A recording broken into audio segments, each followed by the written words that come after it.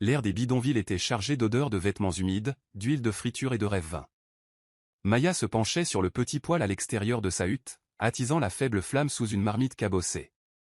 À l'intérieur, son petit frère toussait dans son sommeil, un bruit auquel elle s'était habituée, même si cela lui tordait encore la poitrine à chaque fois. Après avoir terminé ses médicaments, murmura-t-elle en attrapant la dernière pincée de feuilles de thé. La vie n'avait jamais été tendre avec Maya. Depuis la mort de ses parents dans un incendie d'usine, elle survivait grâce à des petits boulots, faisant des ménages, cousant des vêtements, et même ramassant et triant les déchets. À 22 ans, elle n'avait aucune éducation formelle, aucun réseau et aucune illusion sur les contes de fées. Pourtant, elle avait une colonne vertébrale d'acier et le genre de regard qui brillait encore d'une défiance silencieuse. Cette étincelle attira l'attention de l'homme qui l'observait depuis un SUV noir garé de l'autre côté de l'étroite ruelle. À l'intérieur du véhicule, M. Clark ajusta son pneu et regarda le dossier dans ses mains. Maya Lopez. Orpheline. Pas de casier judiciaire. Pas de pièces jointes. Désespérément pauvre. Silence. Un candidat parfait. Il ouvrit la porte et sortit, ses chaussures de cuir brillant prenant déjà la poussière. Dès qu'il s'approcha, des voisins apparurent derrière des rideaux de fortune. Les hommes en costume ne venaient ici que pour expulser ou exploiter. « Êtes-vous mademoiselle Maya Lopez » demanda-t-il poliment. Maya se redressa, le regardant avec suspicion. « Qui pose la question ?»« Je représente Monsieur Léonard. Il est le PDG de Industries. » Maya cligna des yeux. Ce nom n'évoquait pas seulement la richesse, mais aussi la royauté. L'Empire est possédé des biens immobiliers, des marques de mode, des entreprises technologiques et même des hôpitaux. Que pourrait bien vouloir quelqu'un comme ça? Nous aimerions vous faire une offre, poursuivit M. Clark d'un ton calme, en lui tendant une carte et une enveloppe scellée. Mais vous devrez l'entendre directement de la bouche de M. Hay. Ce soir. Voiture privée, on vient te chercher à 7 heures. Maya fixa l'enveloppe, puis l'homme. Je ne suis pas là. Je ne suis pas à vendre. Il sourit. Je vous assure, ce n'est pas ce genre d'offre. C'est un arrangement légal. Un arrangement qui pourrait aider ton frère à obtenir un traitement approprié, de façon permanente. Elle ne répondit pas, mais ses doigts se crispèrent sur l'enveloppe. À 19 heures précises, une voiture élégante s'arrêta devant sa cabane. Maya avait attaché ses cheveux, revêtu sa robe la plus propre, un manteau bleu marine délavé, et confié son frère à une voisine de confiance. Elle se glissa sur la banquette arrière, le cœur battant, l'estomac noué. Lorsque les portes de l'ascenseur s'ouvrirent pour accéder au dernier étage du plus haut gratte-ciel de la ville, elle pénétra dans un monde de marbre étincelant, de murs de verre et de silence. Léonard se tenait près de la fenêtre, dos à elle, scrutant l'horizon comme un homme cherchant à devancer ses exigences. Il se retourna en entendant ses pas. Grand, élégamment vêtu et d'une beauté ravageuse, le regard de Léonard croisa le sien avec le détachement et la froideur d'un homme qui calculait les risques plus vite qu'il ne clignait des yeux. « Maya, dit-il. Merci d'être venue. » Elle se tenait maladroitement au milieu de son bureau, refusant de s'asseoir. « Je ne comprends pas pourquoi je suis là. » Léonard n'a pas perdu de temps. « J'ai besoin d'épouser quelqu'un. Immédiatement. Et je veux que ce soit toi. » Le silence résonnait plus fort que les quintes de toux de son frère. « Quoi » murmura-t-elle. « C'est purement transactionnel. 1 an. En échange, tu recevras une maison, une couverture médicale complète pour ton frère et un compte en banque suffisamment riche pour repartir à zéro une fois la fin de la relation terminée. » Pourquoi moi? Sa voix se brisa. Pourquoi pas quelqu'un de ton monde? Parce que les femmes de mon monde posent trop de questions. Elles veulent des choses. Toi, tu as besoin de choses. Et tu signes un contrat qui nous protège tous les deux. Pas de véritable relation. Pas d'obligation. Juste les apparences quand il le faut. Maya le fixa, essayant de déchiffrer l'expression derrière ses yeux gris orage. Tu caches quelque chose. La mâchoire de Léonard se crispa. Ça ne te regarde pas. Je ne me vendrai pas pour de l'argent, dit-elle d'un ton sec. Ce n'est pas une vente, a-t-il dit. C'est un marché. Tu gardes ta dignité. Je retrouve la paix. Maya baissa les yeux sur ses mains. Les médicaments de son frère, l'opération dont il pourrait avoir besoin, un toit au-dessus de leur tête. Ce n'était plus elle qui était concernée.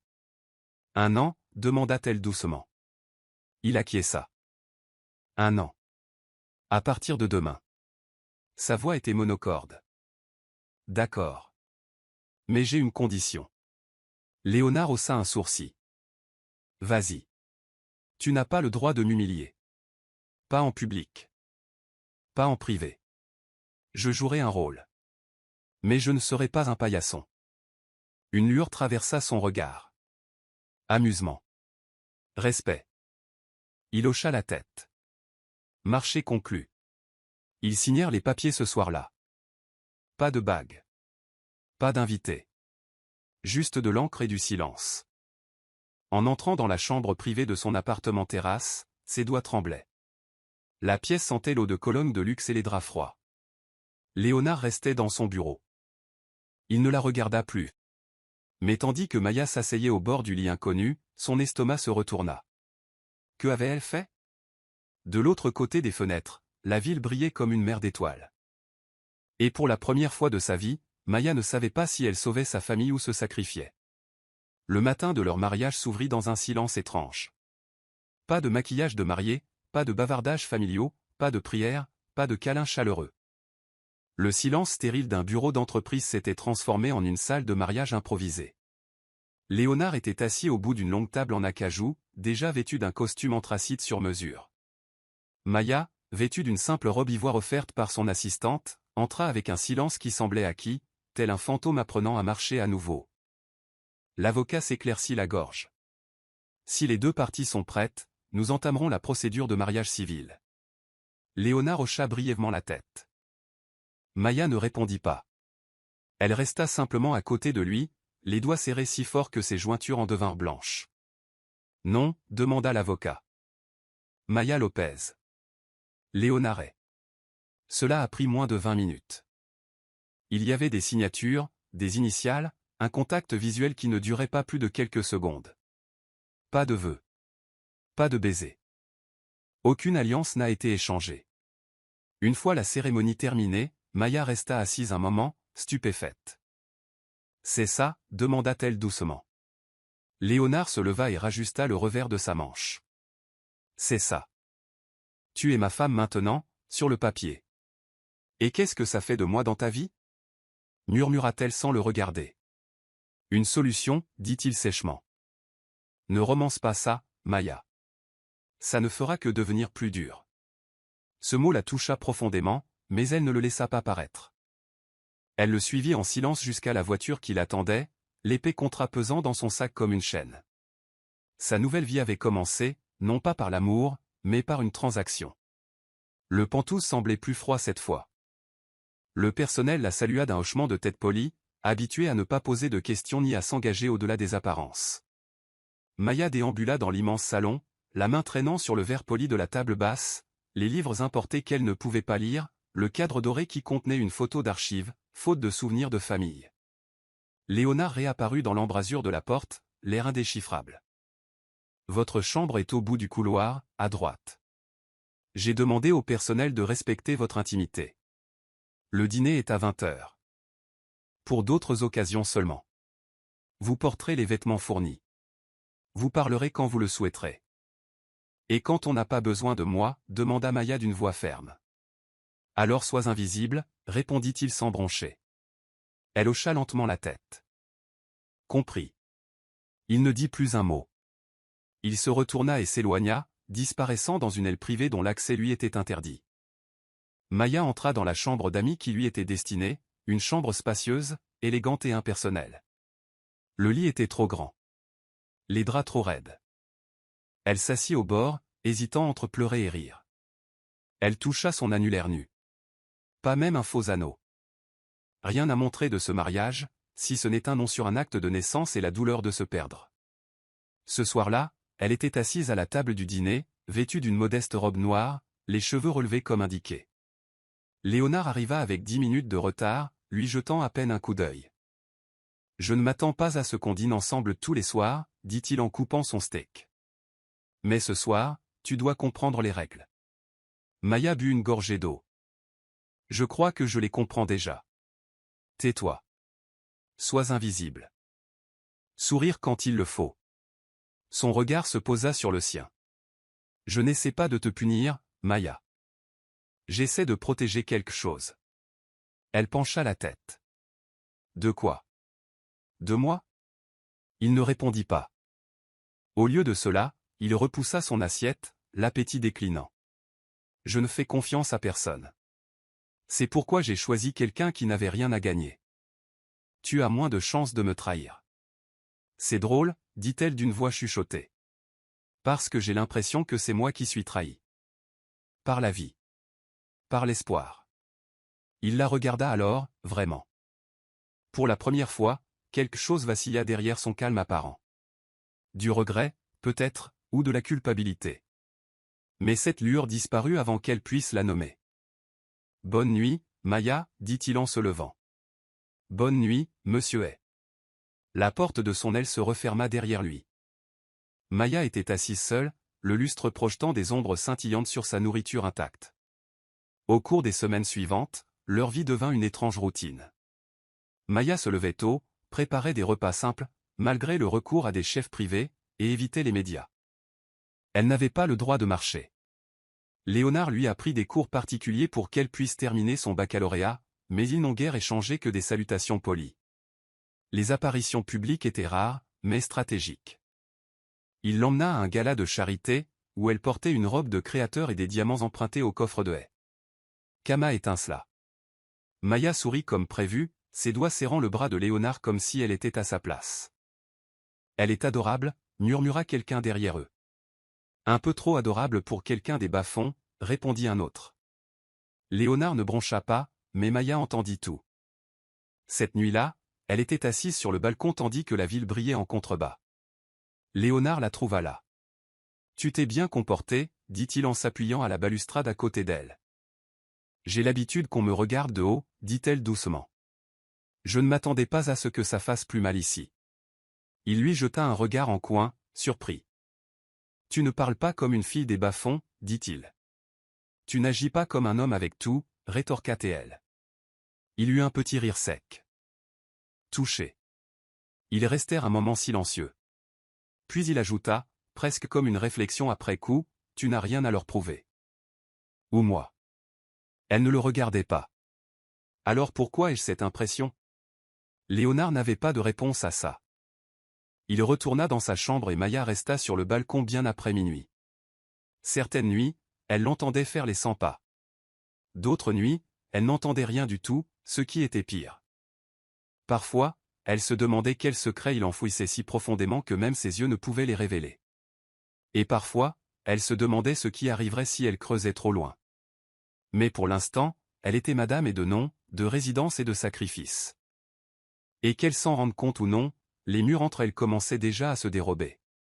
Maya se tenait devant le miroir, essayant de respirer à travers la robe. La soie vert foncé la serrait trop fort, même si la styliste jurait qu'elle était taillée sur mesure. Ses cheveux étaient coiffés en un élégant chignon, son maquillage était doux et professionnel, et un collier de perles pendait autour de son cou comme un nœud coulant. Elle se reconnaissait à peine. Léonard frappa une fois avant d'entrer, son regard perçant la parcourant du regard. Nous sommes en retard. Maya se retourna, les yeux légèrement plissés. Tu as dit que c'était juste une collecte de fonds. C'est vrai. Mais tu es ma femme maintenant. Tout le monde attend un certain niveau. Son regard s'attarda. Tu as l'air en pleine forme. Bien, répéta-t-elle, déçue mais pas surprise. Le gala se tenait dans un hôtel gratte-ciel étincelant de lustres en cristal et de marbre poli. À leur sortie de voiture, les flashs des appareils photo explosèrent comme des feux d'artifice. Maya sentit la main de Léonard se glisser autour de sa taille. Pendant un instant, cela semblait réel. Chaleureux. Protecteur.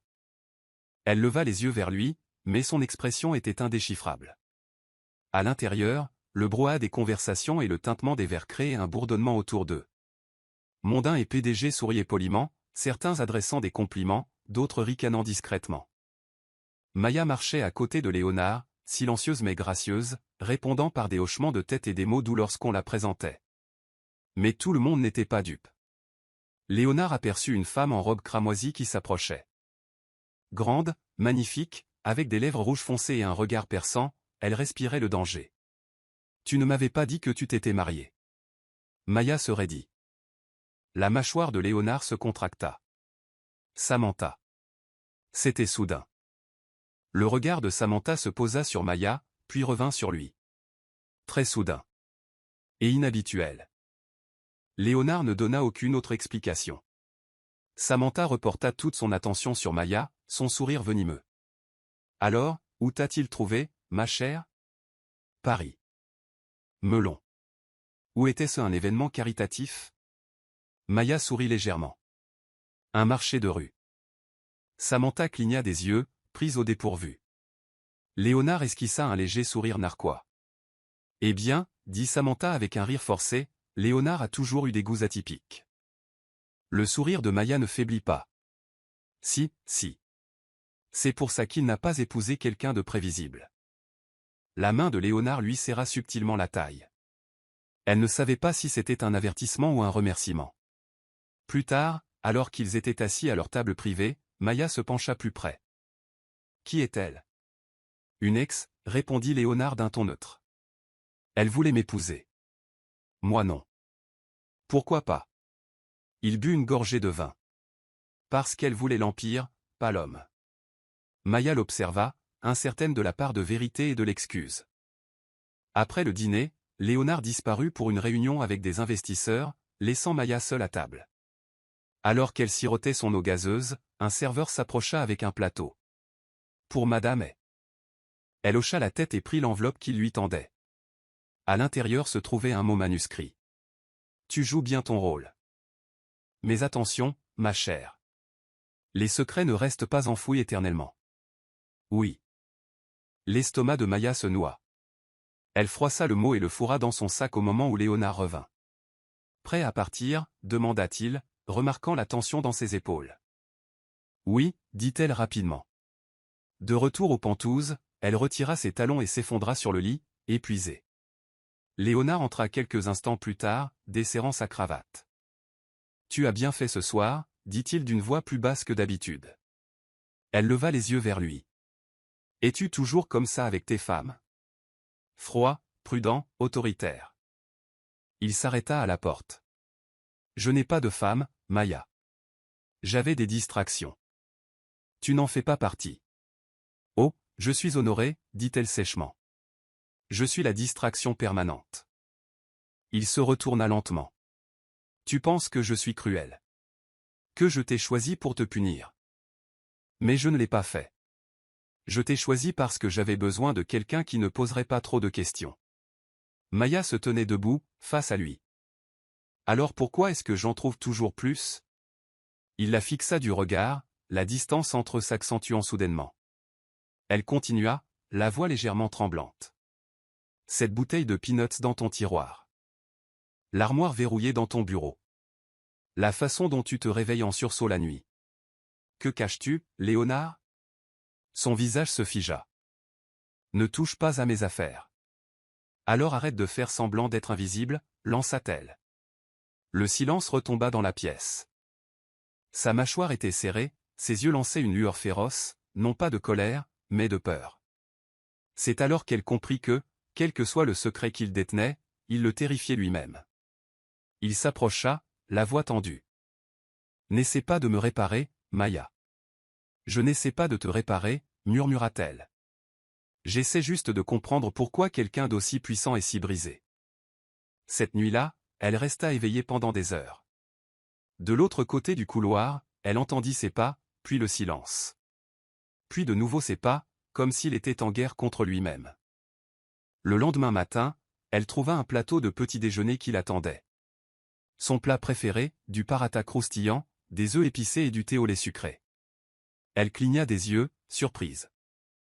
Le personnel ne servait jamais de plat traditionnel. Elle seule avait cuisiné ainsi par le passé. Il n'y avait aucune note. Aucun message.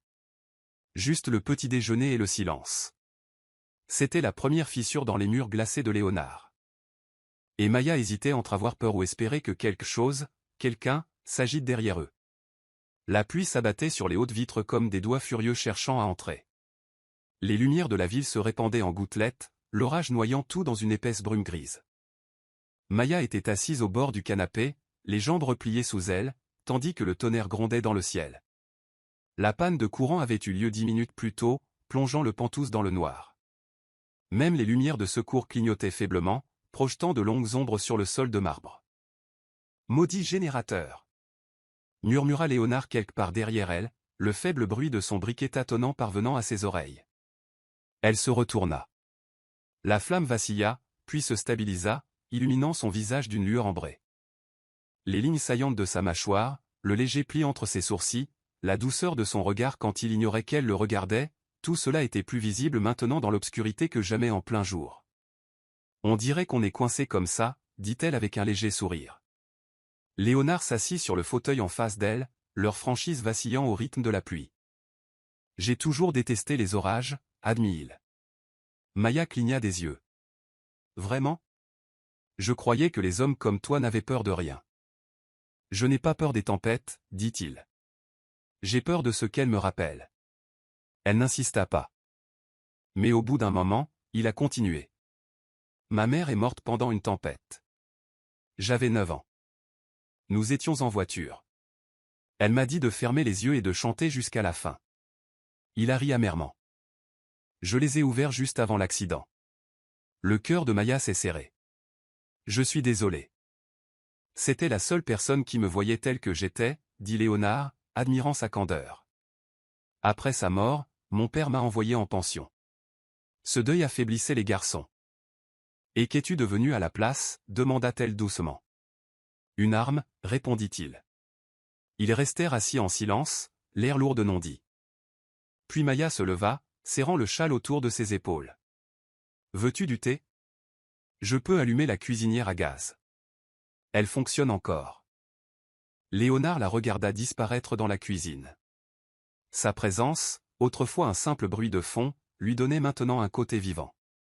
Un sentiment d'ancrage. Il l'avait amenée ici pour servir un but. Mais maintenant, elle commençait à se sentir comme la seule chose réelle dans son monde soigneusement construit. À son retour, elle lui tendit une tasse fumante et s'assit de nouveau en tailleur en face de lui. « Tu le regrettes ?» demanda-t-elle. Il fronça les sourcils. « Regretter quoi ? Ça. Nous. Le mariage. L'accord. » Léonard ne répondit pas tout de suite. Il souffla sur le thé et but une gorgée. « Je pensais me protéger, » dit-il lentement. « Mais peut-être que je repoussais les gens avant qu'ils aient eu le temps de partir. » Maya le regarda vraiment. Sous tout cet argent, ce contrôle, cette froide perfection, se cachait un homme qui était encore ce garçon de 9 ans, attendant que la pluie cesse. « Je ne t'ai jamais rien demandé, Léonard, » dit-elle. « Ni ton cœur, ni ta pitié. Juste de l'honnêteté. Et pourtant, » murmura-t-il, « tu as été la seule chose honnête de ma vie. » La bougie vacilla à nouveau entre eux, puis s'éteignit lorsque le vent hurla à travers une fenêtre légèrement entrebâillée. Dans l'obscurité soudaine, leur respiration devint le son le plus fort de la pièce. « Maya, » dit-il d'une voix plus grave, plus rauque. « Tu m'empêches de garder mes distances. » Elle déglutit. Puis cessa d'essayer. Le baiser n'était pas prévu. Ce n'était ni doux, ni lent, ni romantique. C'était désespéré, comme deux personnes qui se noient et cherchent à respirer. Ses mains entouraient son visage, ses pouces effleurant ses pommettes. Ses doigts s'enroulèrent autour de sa chemise, l'attirant contre elle comme si le monde extérieur n'existait pas. Lorsqu'il se retira, son front reposa contre le sien, le souffle court. « Ce n'était pas censé arriver, » murmura-t-il. « Mais c'était le cas, » répondit-elle. Et pour une fois, il ne s'éloigna pas. Ils arrivèrent dans sa chambre sans un mot. Le monde extérieur au Penthouse aurait pu être en feu, et il ne l'aurait pas remarqué. Ce qui se passait entre eux n'était pas seulement du désir. C'était une tempête, forte, violente et incontrôlable. Pour la première fois, Léonard se laissa prendre dans ses bras sans crainte. Plus tard, alors qu'ils étaient allongés sous les draps, Maya l'appela. Il passa un bras autour de sa taille, ses doigts caressant doucement sa peau, comme s'il craignait qu'elle ne disparaisse s'il s'arrêtait. « Pourquoi as-tu toujours l'air si triste quand personne ne te regarde ?» demanda-t-elle doucement. Il ne répondit pas. Parce qu'il ne savait pas comment lui dire que s'il l'avait épousée, ce n'était pas juste pour cacher un scandale. C'était pour cacher une vérité mourante. Il vivait à crédit. Quand Maya se réveilla le lendemain matin, le lit était vide. Léonard était parti. Le personnel a indiqué qu'il était parti tôt pour une réunion, mais n'a pas précisé où. Aucune note. Aucun message. Aucune trace de l'homme qui l'avait tenu dans ses bras comme si elle était la seule chose qui le maintenait en vie. Maya se rassit sur le lit, tirant la couverture autour d'elle. Elle n'était pas idiote. Elle savait que la nuit dernière ne se terminerait pas comme dans un conte de fées. Mais elle savait aussi que quelque chose avait changé entre eux. Ce qu'elle ignorait, c'était si elle survivrait à la lumière du jour. Les nausées matinales frappèrent Maya comme une vague, violente et soudaine. Elle parvint de justesse à atteindre la salle de bain, serrant le lavabo en marbre, l'estomac noué à nouveau. La sueur perlait sur son front, ses genoux tremblaient sous elle. Ce n'était pas seulement un rhume ou une intoxication alimentaire. C'était quelque chose de plus profond. Plus terrifiant encore. Quelques heures plus tard, on frappa discrètement à la porte de sa chambre. C'était Maria, l'une de ses camarades les plus âgées. « Mademoiselle Maya, dit-elle doucement, j'ai remarqué que vous n'avez rien mangé aujourd'hui. Dois-je vous apporter du thé au gingembre ?» Maya hocha la tête avec reconnaissance, s'essuyant la bouche. « Oui, s'il vous plaît. Et pourriez-vous m'aider à obtenir un test de grossesse à la pharmacie ?» Les yeux de Maria s'écarquillèrent légèrement, mais elle hocha simplement la tête et partit en silence. Plus tard dans l'après-midi, Maya était assise seule dans la salle de bain, le cœur battant la chamade, les yeux fixés sur le bâtonnet en plastique dans ses mains tremblantes. Une ligne. Puis, lentement, faiblement, une deuxième ligne. Positive. Le monde a basculé. Elle appuya son dos contre le mur carrelé et ramena ses genoux contre sa poitrine. Ses pensées fusèrent, non pas de joie, mais de peur. Cela ne faisait pas partie du plan. L'idéal avait des règles. Ceci, cela, les brisait toutes. Lorsque Léonard revint ce soir-là, Maya était assise au bord du canapé, pâle, attendant. Il s'arrêta sur le seuil, sentant quelque chose de différent. « Qu'est-ce que c'est » demanda-t-il en desserrant sa cravate. Elle leva lentement les yeux. « Je suis enceinte. » Le silence s'abattit entre eux. Léonard ne bougea pas. Il ne sia pas. Il la fixa simplement comme si elle venait de parler dans une langue qu'il ne comprenait pas. « J'ai fait 3 tests, dit-elle. Ils dirent tous la même chose. Il s'approcha de la fenêtre, lui tourna le dos et serra fermement le cadre. « C'est impossible. C'est déjà le cas. Je t'avais dit que ce mariage était censé être pur. Temporaire. Tu n'étais pas censé le faire, s'interrompit-il. Je n'étais pas censé quoi ? La voix de Maya tremblait. Tomber enceinte. Ressens quelque chose. Sois humain. Il se tourna alors lentement, le visage crispé. Il faut y mettre fin. Elle en eut le souffle coupé. Quoi ? Ça ne fait pas partie de l'accord, dit-il froidement. Nous avons conclu un marché, Maya. Tu as rompu les termes. Non, dit-elle, debout, tremblante. Nous avons enfreint les règles la nuit où tu es venu dans mon lit. Tu ne m'as pas repoussé. Tu m'as embrassé. Tu m'as touché. Tu m'as dit que j'étais la seule chose honnête dans ta vie. Sa voix s'est durcie.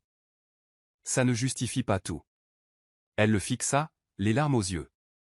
Tu as peur de cet enfant, n'est-ce pas ? Peur de ce que ça signifie. Qu'il faut ressentir quelque chose de réel. Qu'on ne peut plus se cacher derrière des contrats. Il ne répondit pas. Le silence confirmait tout. Maya prit son sac. Je m'en vais. Tu ne peux pas partir comme ça. Je ne te demande pas la permission, rétorqua-t-elle d'une voix glaciale. Tu n'as pas le droit de me dire de tuer mon bébé et de me garder enfermé dans une cage de marbre froid et de silence. Où vas-tu aller ? Demanda-t-il. Retourne dans les bidonvilles. Ce n'est pas un endroit pour une femme enceinte. J'irai là où il y a de l'amour. Même si c'est juste entre moi et ce bébé. Léonard s'avança. Je peux encore te soutenir. Financièrement. Discrètement. Elle secoua la tête. Tu ne peux pas t'en sortir en t'achetant. Pas cette fois. Puis elle prononça les mots qui le brisèrent. Tu es peut-être riche, Léonard. Mais tu n'es pas Dieu. Maya se retourna et sortit avant qu'il ne puisse l'arrêter. Elle descendit l'ascenseur, sortit de l'imposant bâtiment, sous une pluie battante. Elle tenait une tasse à travers ses yeux embués, sa main se posant instinctivement sur son ventre. À l'intérieur du Penthouse, Léonard se tenait figé, plongé dans le silence.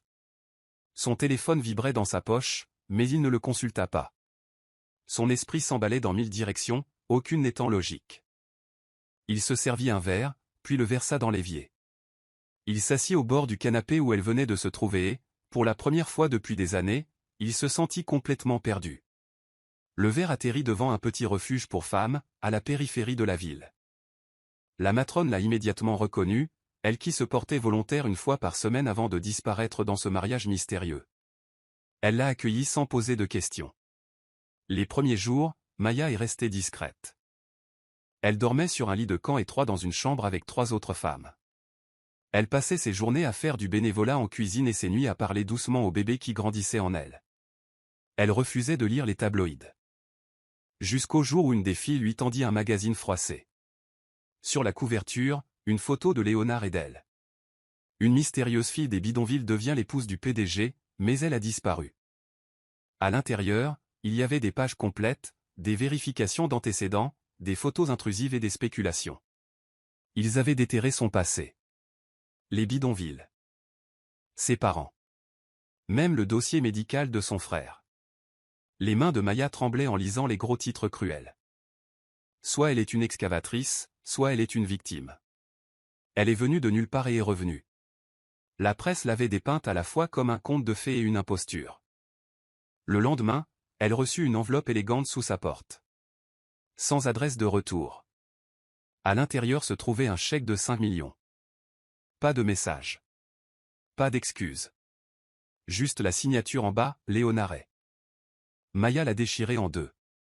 Puis en morceaux plus petits. Et encore plus petits. Jusqu'à ce qu'il n'en reste plus rien. Elle jeta le papier déchiqueté à la poubelle et s'éloigna sans se retourner. Sa main se pressa doucement contre son ventre. « Tu n'as pas besoin de sa pitié, murmura-t-elle. Tu m'as. » Et jeté.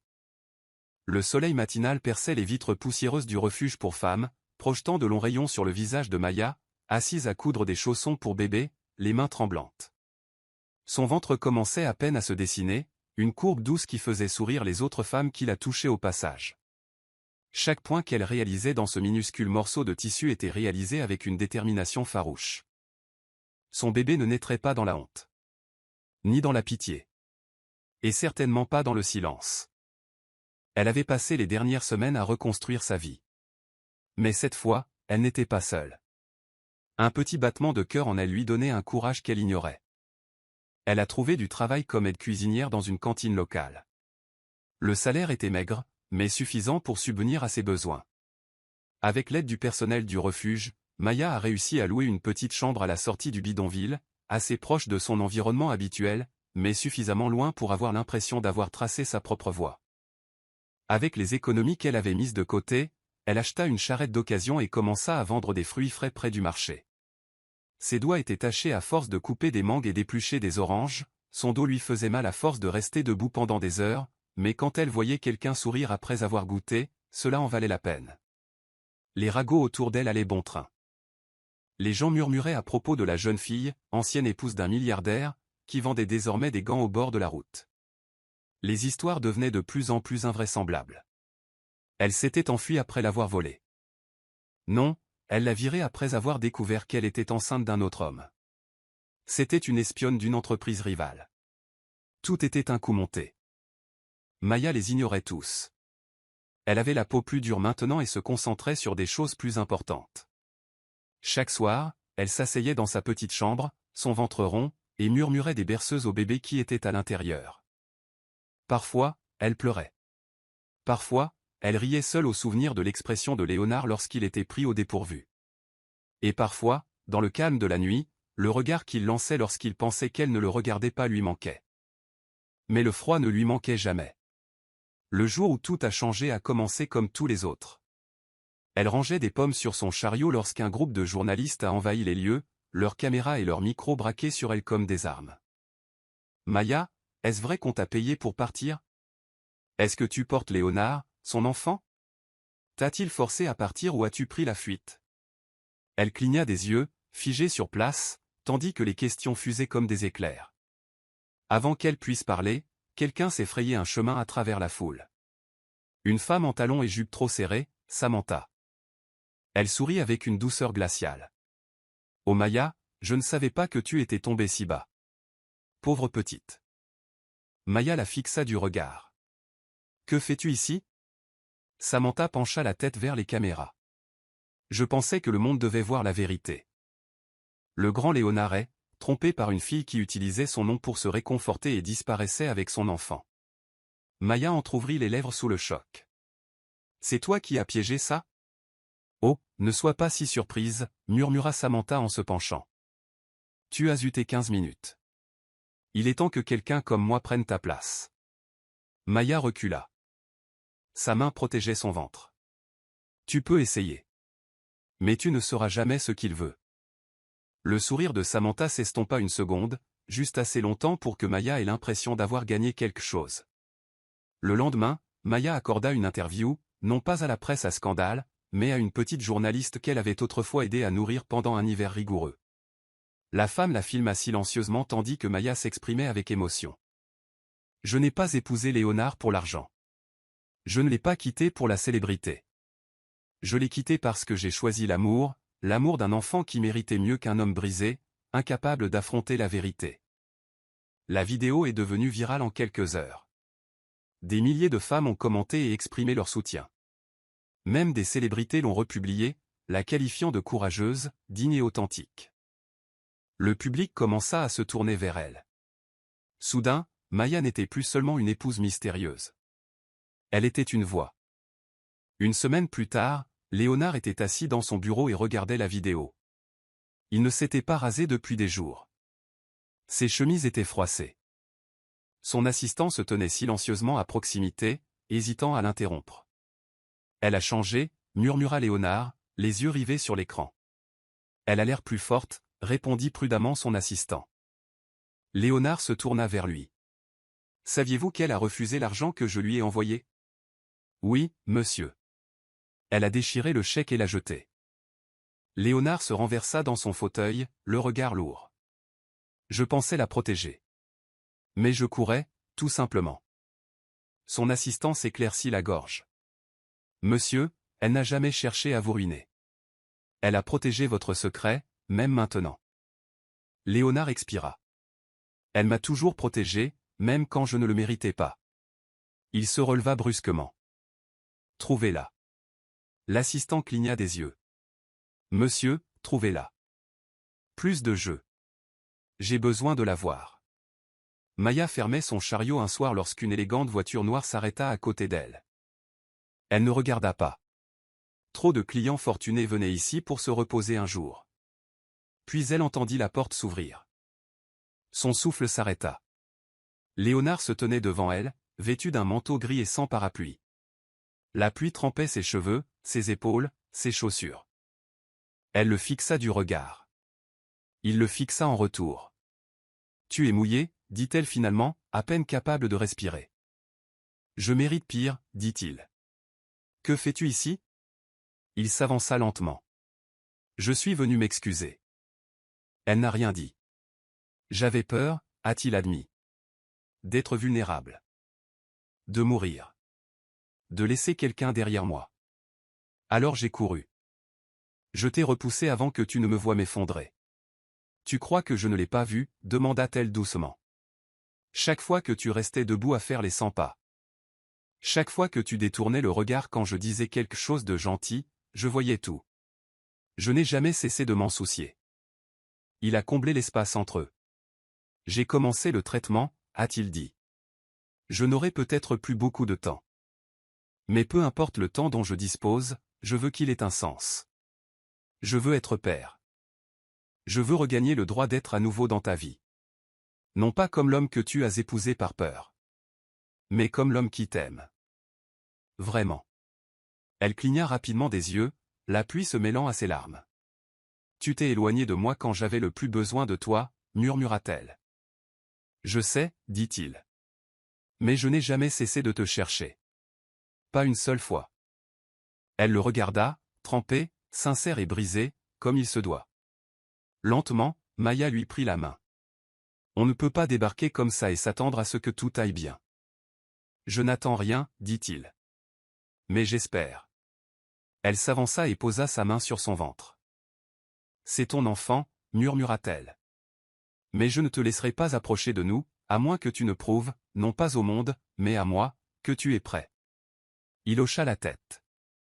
Et pour la première fois, il ne chercha pas à contrôler l'instant. Il resta simplement immobile, agrippé à la seule chose à laquelle il avait tenté d'échapper, un avenir.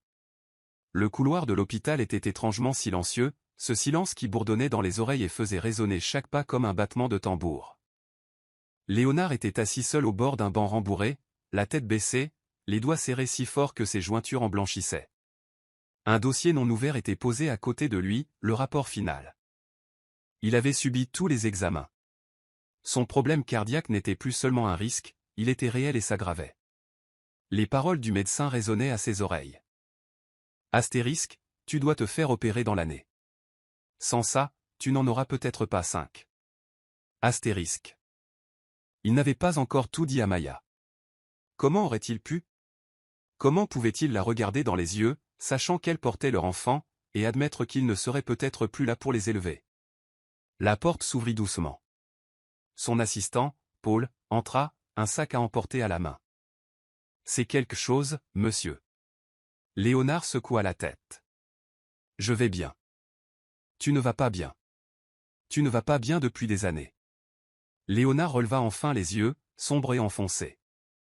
Je n'ai jamais voulu être le fardeau de qui que ce soit. Paul était assis en face de lui. Tu ne l'as jamais été. Tu n'es un fardeau que lorsque tu refuses de te laisser aimer.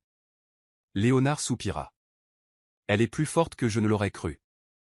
Elle a construit une nouvelle vie à partir de rien. Et moi je l'ai renvoyée parce que j'avais peur. Elle n'a toujours révélé ton secret à personne, dit Paul doucement. Même quand les médias la harcelaient. Elle t'a protégé. Je sais, murmura Léonard. Et je ne le méritais pas. Ce soir-là, il s'est rendu dans son petit appartement en périphérie, loin des projecteurs, loin de tout ce qu'ils étaient. Il n'a pas apporté de fleurs. Ou des cadeaux. Juste lui-même, dépouillé de toutes les couches derrière lesquelles il se cachait. Maya ouvrit la porte, le regard fatigué. Son ventre était plus visible maintenant. Elle portait un cotta ample et ses cheveux étaient tressés. Elle ressemblait à la même fille des bidonvilles, mais plus radieuse. « Es-tu venu me dire au revoir encore une fois » demanda-t-elle. « Non, dit-il doucement. Je suis venu te dire la vérité. » Elle s'écarta sans un mot. À l'intérieur, ils étaient assis face à face, une petite lampe projetant une lumière chaleureuse entre eux. « Je ne t'ai pas épousé juste pour échapper à un scandale » commença-t-il. Il y avait une clause dans le testament de mon grand-père, si je n'étais pas marié à 35 ans, je perdrais les parts majoritaires de l'entreprise. Elle ne dit rien, se contenta de croiser les mains sur son ventre et d'attendre. Mais ce n'est pas la vraie raison pour laquelle j'ai gardé mes distances, a-t-il poursuivi. On m'a diagnostiqué une maladie cardiaque génétique il y a 3 ans. Je n'en ai parlé à personne. Même pas le tableau. Maya cligna des yeux, stupéfaite. Je l'ai gardé secret parce que je pensais que l'amour était trop dangereux. Je ne voulais pas que quelqu'un me pleure. Je ne voulais pas laisser quelqu'un derrière moi. J'ai donc choisi une femme qui partirait à la fin du contrat. Sa voix se brisa. Tu avais prévu de mourir seul. J'avais prévu de survivre seul, dit-il. Mais ensuite tu es arrivé. Et soudain, mourir n'était plus le plus effrayant. Te perdre l'était. Les larmes lui montèrent aux yeux, mais elle ne dit rien. Je vais me faire opérer, ajouta-t-il. Je veux partir. Pour le bébé. Pour toi. Elle le regarda un long moment. Puis, finalement, murmura-t-elle, pourquoi ne m'as-tu pas fait confiance? Il déglutit. Parce que tu comptais. Et quand quelque chose compte, la peur de le perdre devient insupportable. Elle se pencha en arrière, s'essuyant la joue avec le bord de son dupatta.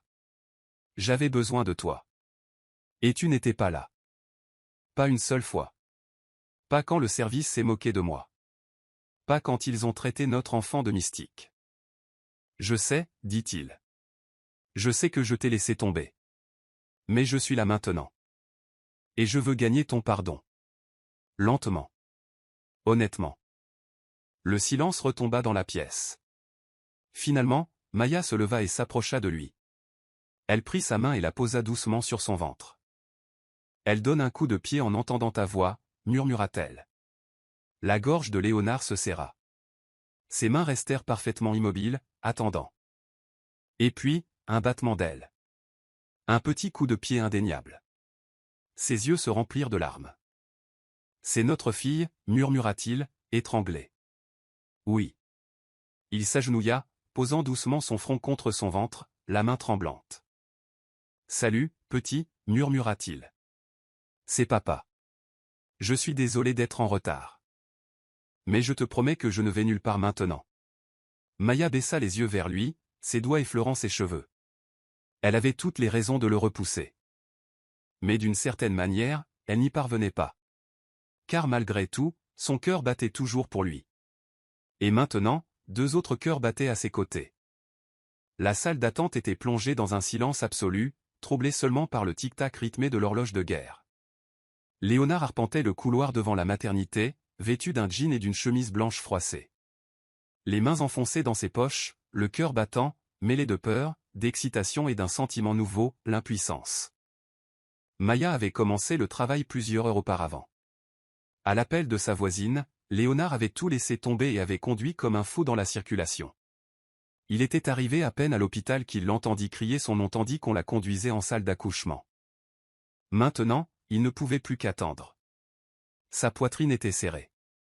Il avait déjà ressenti de la douleur, à cause de son état, de l'isolement, de la culpabilité, mais rien de tel. C'était différent. Il ne s'agissait plus de lui.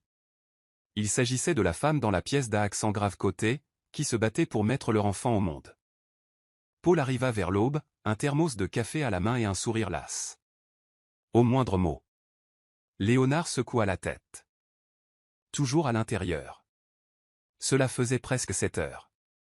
Paul le regarda attentivement. Et toi, tu vas bien? Je vais bien. Tu es pâle. Léonard eut un petit rire. J'attends une fille. Bien sûr que je suis pâle. Paul n'a pas insisté. Il savait qu'il valait mieux ne pas essayer. Finalement, une infirmière sortit, baissant son masque. Léonard se précipita. Comment va-t-elle? Comment va Maya? Le bébé? L'infirmière sourit. La mère et la petite fille sont en bonne santé. Félicitations, monsieur Hay. Pendant une seconde, Léonard se figea. Les mots ne lui parvinrent pas. Puis ils le frappèrent d'un coup, lui coupant le souffle. Une fille, murmura-t-il. Elle est vraiment là. Elle est forte. Bruyant. Il nous donnait déjà des ordres. Il riait à voix basse, les yeux humides. Tout comme sa mère. On les voit maintenant. Léonard entra dans la pièce comme s'il pénétrait dans un lieu sacré. Maya était allongée contre les oreillers, les cheveux trempés de sueur, le visage pâle mais rayonnant. Elle semblait épuisée, mais lorsqu'elle se tourna vers lui, ses yeux s'illuminèrent. Dans ses bras se trouvait la plus petite et la plus belle créature que Léonard ait jamais vue. Leur fille. Il s'approcha, respectueux, presque effrayé à l'idée de respirer. « Veux-tu la tenir » demanda doucement Maya. Léonard déglutit difficilement et hocha la tête. Il s'assit à côté d'elle et tendit prudemment la main. Le bébé se tortilla lorsqu'on le transféra dans ses bras, laissant échapper un léger gémissement qui le serra de toutes ses forces. Elle était si petite. Ses doigts se recroquevillèrent instinctivement autour de son petit doigt et son cœur se brisa. « Elle est parfaite » murmura-t-il. Maya sourit en le regardant. « Elle te ressemble. Elle ressemble à tout ce dont j'ignorais avoir besoin. » Il embrassa le front du bébé, ses lèvres s'y attardant. Ses épaules tremblèrent légèrement tandis qu'il murmurait « Je ne te quitterai jamais. Je te le promets. » Maya lui prit la main. « Tu es déjà revenu. » C'était le plus dur. Les jours suivants se passèrent dans un tourbillon de visites, de changements de couches et de longues nuits tranquilles. Léonard resta constamment aux côtés de Maya. Il refusa que les infirmières sortent le bébé de la chambre, insista pour apprendre à le changer lui-même et la serra dans ses bras pendant des heures lorsqu'elle pleurait. Ils l'appelèrent Elena, un doux clin d'œil à sa défunte mère, un prénom à la fois porteur de chagrin et de renouveau. Mais tout ne se passait pas bien hors de l'hôpital.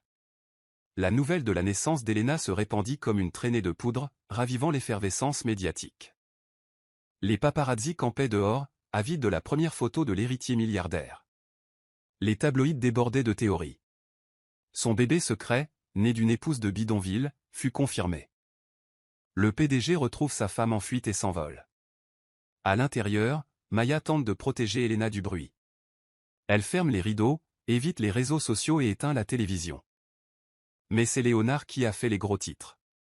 Les conseils d'administration de ces entreprises ont commencé à murmurer. Les actionnaires sont devenus nerveux. Un soir, Paul a fait irruption dans la chambre d'hôpital, un dossier à la main. Il convoque une réunion d'urgence, a-t-il dit.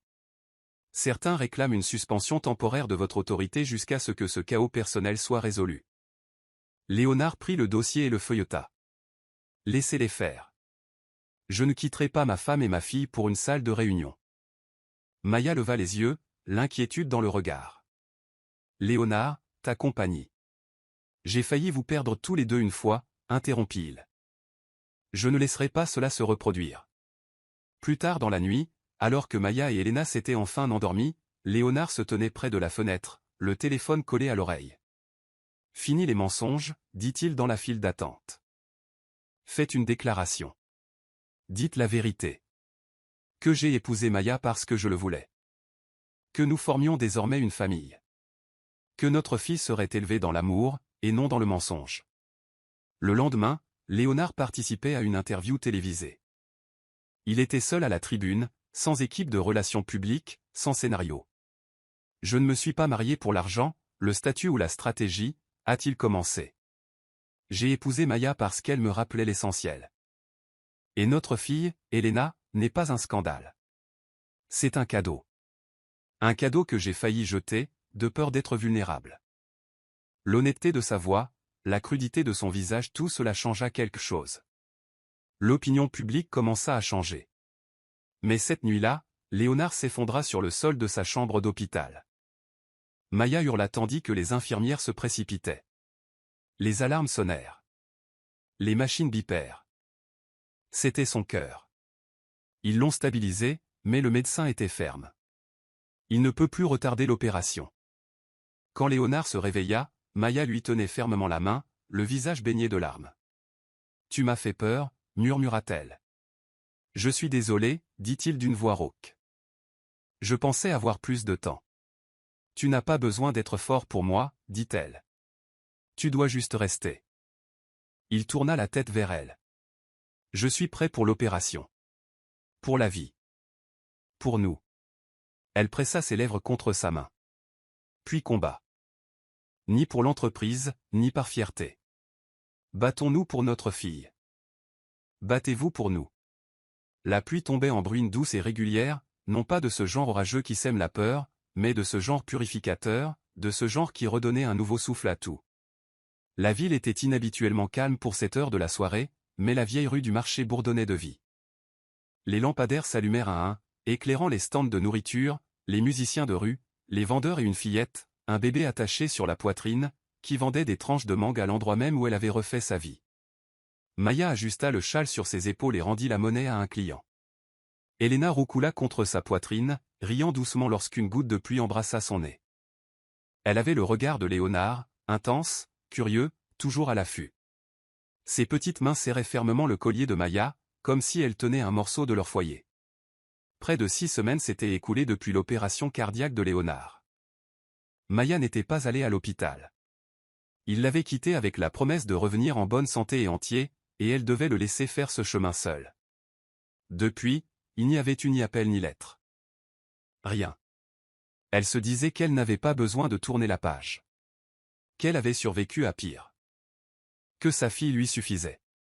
Mais parfois, aux heures les plus calmes de la nuit, elle entendait encore sa voix dans ses rêves. Elle se souvenait encore du tremblement de sa main lorsqu'elle touchait son ventre. Elle imaginait encore la façon dont ils regardaient leur fille comme si elle était le monde. Maintenant, debout au même endroit où elle avait vendu des fruits des mois plus tôt, Maya pensait avoir enfin accepté sa nouvelle normalité. Jusqu'à ce qu'elle entende sa voix derrière elle. Maya. Elle se figea. Le couteau à mangue lui glissa des mains et heurta le chariot. Elle se retourna lentement, le souffle coupé. Léonard se tenait sous un parapluie, l'air plus maigre, plus pâle, mais vivant. Ses cheveux étaient humides de la bruine et son costume semblait un peu froissé, comme s'il avait marché pendant des heures. Dans sa main, il tenait un petit ours en peluche, légèrement écrasé, enveloppé d'un ruban. Pendant un long moment, aucun d'eux ne parla. Puis Maya murmura, « Pourquoi es-tu ici ?»« J'ai promis de te retrouver, dit-il. Et maintenant, je tiens toujours mes promesses. » Elle n'a pas bougé. « Je ne savais pas si j'allais survivre à l'opération, » a-t-il poursuivi à voix basse. Mais quand je me suis réveillé, le premier nom que j'ai prononcé était le tien. Ses yeux la piquaient. Tu as pris ton temps. Il fallait que j'apprenne à vivre avant de pouvoir revenir. Il s'approcha, lentement, prudemment. Son regard se posa sur Elena. Elle est belle, dit-il d'une voix rauque. Tu l'as protégée. Maya baissa les yeux vers sa fille et déballa délicatement le châle, lui montrant son petit visage. Elena, souffla-t-il. Le bébé cligna des yeux, puis lui offrit un large sourire qui le fit presque tomber à genoux. Je voulais venir plus tôt, dit-il. Mais il fallait que je devienne quelqu'un qui soit digne de vous deux. Et maintenant, demanda Maya d'une voix douce. Je n'ai rien à vous offrir pour le moment, j'ai donc temporairement quitté l'entreprise. Je n'ai aucune promesse de perfection. Tout ce que j'ai, c'est mon cœur. Réparé, mais vrai. Et ça t'appartient. Elle le regarda, les larmes aux yeux. Tu t'es éloigné, murmura-t-elle. Tu m'as abandonné. Je ne suis jamais parti, dit-il. Tu as marché. Mais je n'ai jamais cessé de regarder. Je n'ai jamais cessé d'attendre. Elle cligna rapidement des yeux. Et si je disais que je ne te veux plus? Il sourit doucement.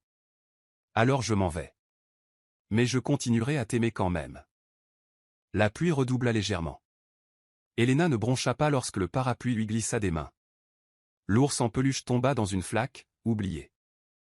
Ses yeux ne se fixaient que sur une seule chose, la mère de son enfant. La femme qu'il avait épousée. La femme qu'il avait brisée. La femme qu'il suppliait de l'aimer à nouveau. Maya fit un pas en avant. Elena tendit la main vers lui. Il lui prit la main. Et Maya dit doucement, « Tu n'es pas obligé de partir. » Pas cette fois. Son souffle s'accéléra. « Laisse-moi essayer, » murmura-t-il. Elle hocha la tête. « À une condition. » N'importe quoi. Elle lui prit la main. « Cette fois, nous construisons une vie ensemble. Pas de contrat. Pas de mensonge. Pas de vie. » Il hocha la tête. Ensemble. Toujours. Et au milieu de la rue, les gouttes de pluie dansant sur sa peau, Elena s'agenouilla, non pas avec une bague, ni avec un spectacle, mais avec une émotion brute et une honnêteté sans faille. Maya Lopez, dit-il en la regardant avec des yeux humides. Veux-tu m'épouser à nouveau? Pour de bon, cette fois. Maya rit d'un rire brisé et joyeux, tandis qu'Elena frappait dans son écharpe. Tu es déjà à moi, dit-elle. Tu l'as toujours été. Léonard se leva et la prit dans ses bras, serrant la mère et l'enfant avec tout ce qu'il avait. Ils s'embrassèrent sous la pluie, entourés du chaos de la ville, des cris des vendeurs, des lumières clignotantes et du bruit des secondes chances. Alors qu'ils rentraient ensemble, Léonard portait Elena dans ses bras et lui murmurait des histoires à l'oreille. Maya leva les yeux vers l'homme à côté d'elle, ni un PDG, ni une âme brisée, ni une cause perdue. Juste le père d'un enfant. Juste l'homme qui était enfin rentré chez lui. Si cette histoire vous a touché, n'oubliez pas d'aimer, de partager et de vous abonner pour découvrir d'autres aventures émotionnelles comme celle-ci.